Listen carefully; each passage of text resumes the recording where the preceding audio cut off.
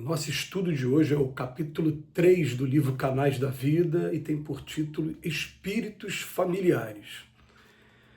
No intercâmbio entre encarnados e desencarnados, é justo lembrar que a morte nem sempre é sublimação espiritual, que a mediunidade, em sua expressão fenomênica, não é atestado de progresso moral definitivo da criatura terrestre e que os problemas do mundo prosseguem na alma que se transferiu de plano quando a mente não conseguiu desvencilhar-se das ilusões da existência física.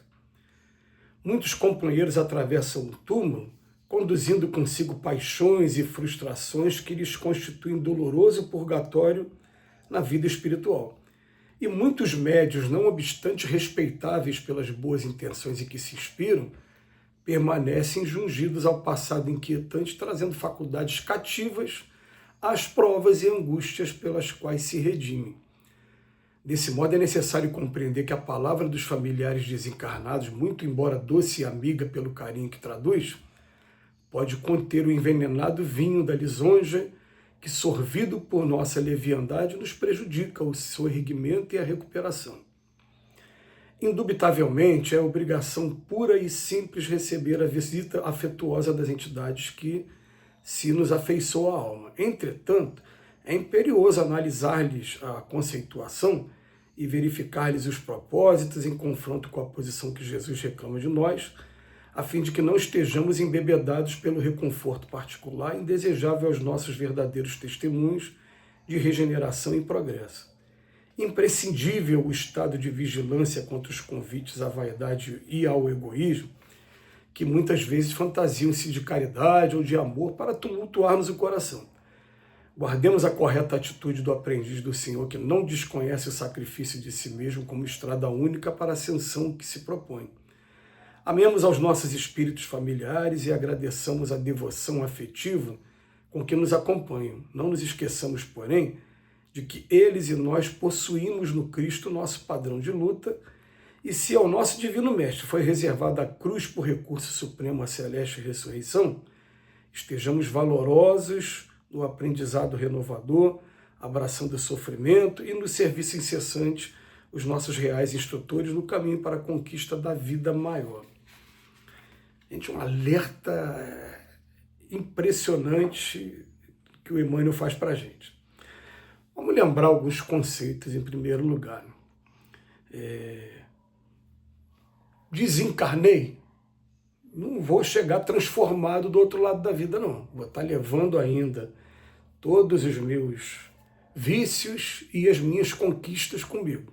A natureza não dá salto, não. A gente continua exatamente no ponto em que a gente se encontra. Só que agora sem o corpo físico.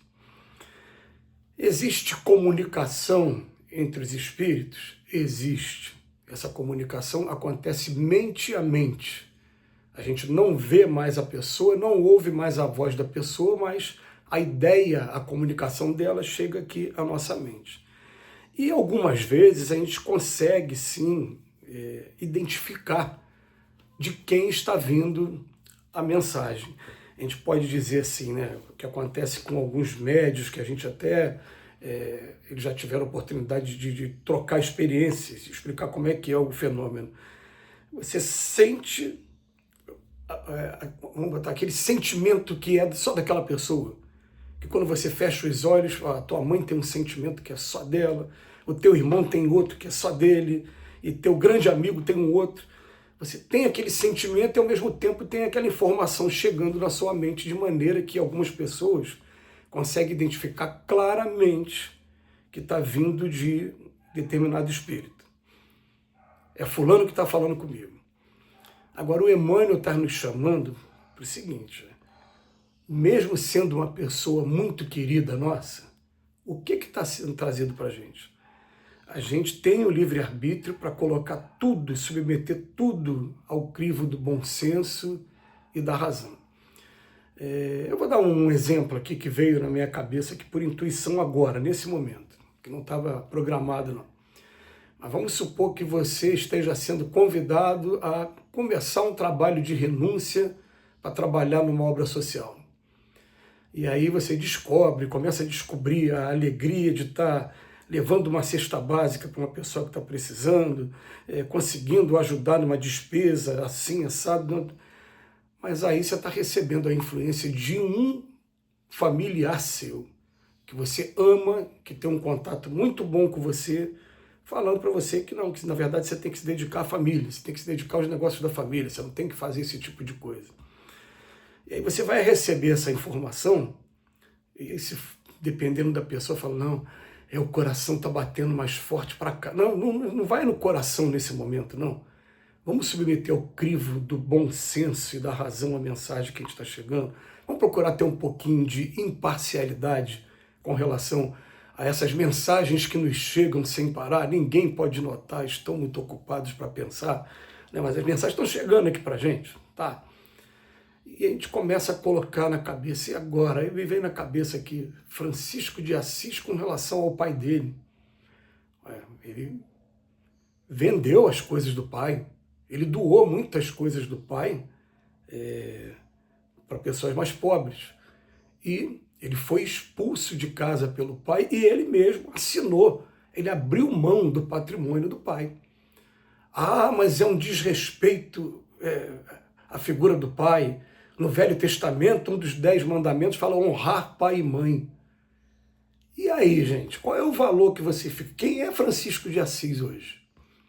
Quem é esse espírito espetacular, esse trabalho maravilhoso que faz? Ah, então o honrar pai e mãe, né, que significava naquele momento eu ser escravizado ao ponto de vista dele? Ou significa que independente do que ele espere ou cobre de mim, eu continuo amando a si mesmo?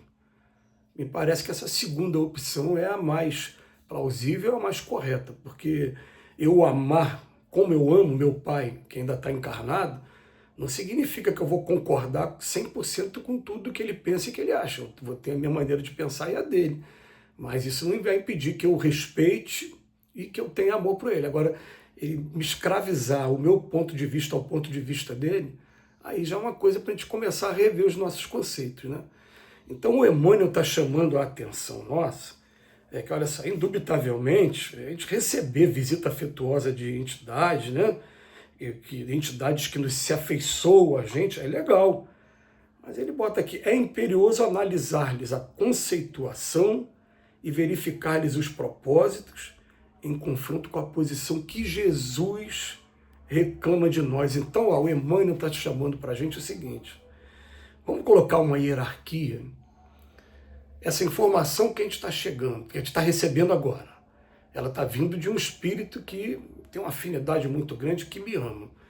Quando essa informação chegar, vamos submeter agora ao crivo da razão e do bom senso com relação ao Evangelho de Jesus? É isso que Jesus está querendo de mim?